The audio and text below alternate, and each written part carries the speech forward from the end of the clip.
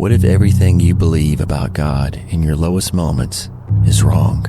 Because in that quiet, desperate place, you started to believe the lie that has been poisoning your faith. That somehow God is disappointed in you, that you're a burden, and that your faith is weak because you're struggling. Friend, I want to share with you 10 verses that we can come back to, the ones that will help us make it through the day. So by the end of this video, you will know you were never a burden, and God is with you on your darkest, worst day. Let's start by confronting the biggest lie that loneliness whispers to us, and that is the lie of the distant God. When you are truly broken, you think God is distant, waiting for you to get it together. But friend, the truth is found in Psalm 34:18. The Lord is close to the brokenhearted and saves those who are crushed in spirit. The very thing you think disqualifies you, your brokenness, is the very thing that qualifies you for His presence. He is closest, friend, when you are the most crushed. But what about your weakness? If you feel anxious and exhausted, does that mean that your faith is too small? You see, that's the lie that we'll call the spiritual inadequacy. You think your anxiety or exhaustion proves that your faith is too thin or paper thin. But God answers with 2 Corinthians 12:9. My grace is sufficient for you, for my power is made perfect in weakness. Friend, God doesn't need you to be strong. He wants to demonstrate His strength through your weakness, so we don't have to hide it. Our weakness is the vehicle for His grace.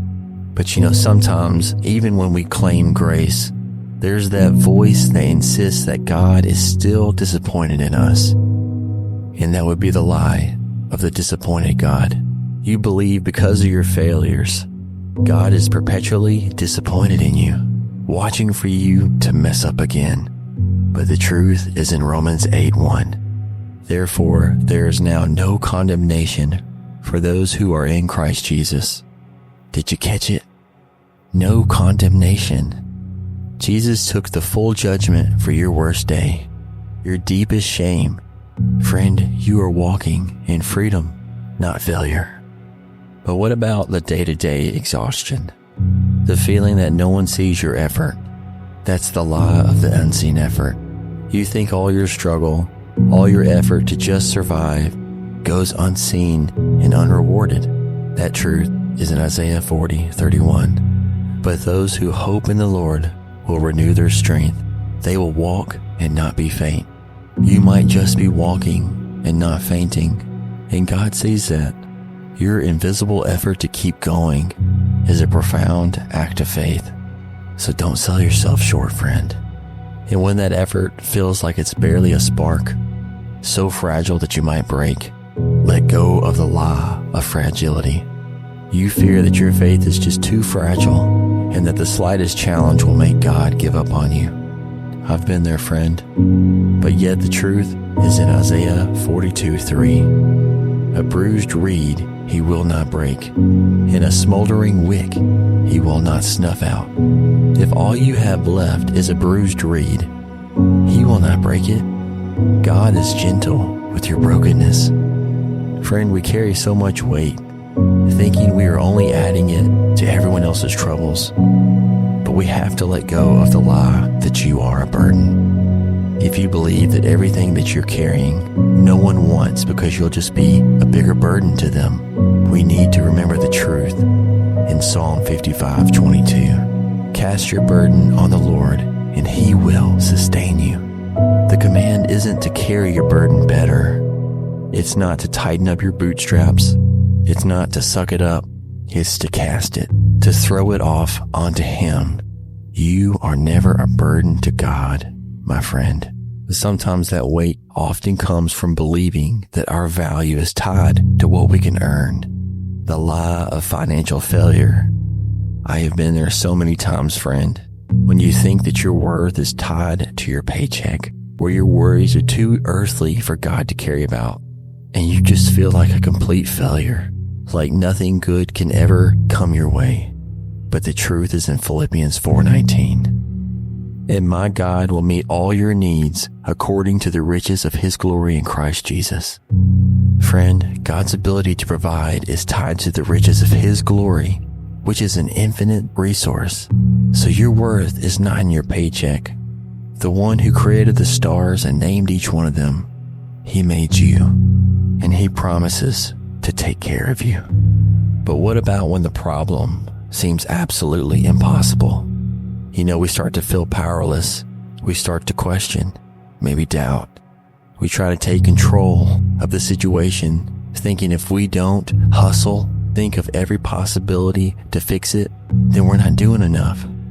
And yes, we should try our best, but we need to watch out for the lie of control, that you believe that your situation is too big or complex to doubt that maybe God couldn't really help me in this dark situation.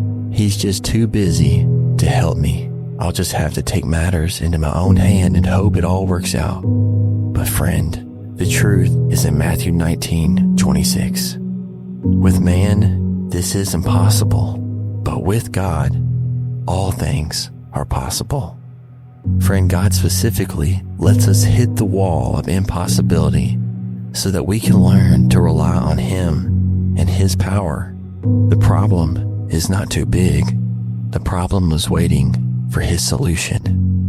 And when that control is lost, we look for a safe place when the world is collapsing, when the foundation of your soul has gone through something that you don't know what to trust anymore, that maybe you think there really is no light at the end of the tunnel. There just couldn't possibly be a good outcome for you, that this really is the final chapter. Please hear me, friend. That is a lie of hopelessness. When the world is dark and collapsing, from grief, maybe losing your job, a tragedy, it can make us think that there is no more place of safety, that the impending doom is all that we have now. But we need to remember the truth that is in Psalm 46:1. God is our refuge and strength, an ever-present help in trouble. Friend, he is an ever-present help.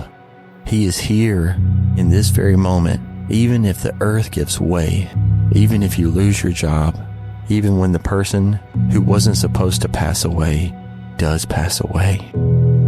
Even when the darkest day happens in that tragedy, he is still our steady, immovable foundation.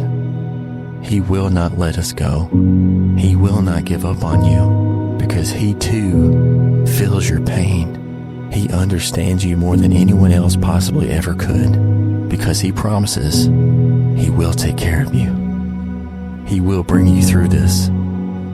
Even in the darkest, ugliest, horrific day that you've ever been through, he can bring good out of anything, for your good, for his purpose. And finally, the biggest fear is that after all of this struggle, you start to believe really isn't any other path than the end, that this is it, that there is no other way. If you were there, or if that lie has ever bothered you, we have to let go of that lie of the end. Maybe it's been an unanswered prayer. Maybe it's been unbearable pain. Maybe it's been intrusive thoughts, a heartbreaking, devastating loss, the worst tragedy that you've ever imagined. And it's led you to believe that this is it. It's just time to give up. My friend, the answer to that, the truth, is in the spirit of Ruth 1:16. Where you go, I will go, and where you stay, I will stay. My friend, your loss, your pain, your thoughts, it doesn't mean your story is over. It means that you're human, and God can help you, and he is writing a new chapter based on your faithfulness to stay, even on your darkest day, even when your thoughts might think otherwise, even when your surroundings might tell you something else. You are never too much for our Creator. He will never leave you. He will never forsake you, my friend. If you walked away with nothing else today, please remember this. God sees you, He understands, and He cares for you. These are just 10 verses that can help us get through our darkest days. And if you need to talk to someone, please find a trusted friend. But how do we carry this hope with us? That is why I created Pocket Wisdom. You could find a link in the description below to a safe place that I have made to help you when the night is heavy, when you are exhausted, and when you need a gentle whisper of truth. You'll find devotionals, lock screen wallpapers, a Bible study community, and so much more. Because our mental health matters. Because you're never alone, my friend. Okay? I'll meet you there inside of Pocket Wisdom. Keep going, friend.